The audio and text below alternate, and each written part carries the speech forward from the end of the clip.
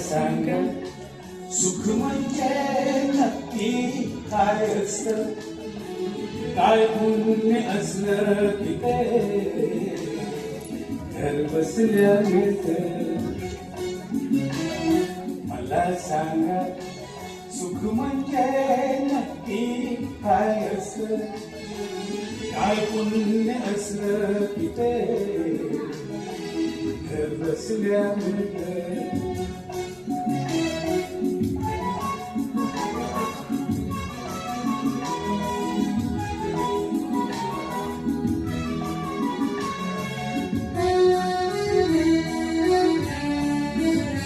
दान घेता नाही झोळी हवी रिकामी, भरता भरता थोडी पुन्हा वाढलेली.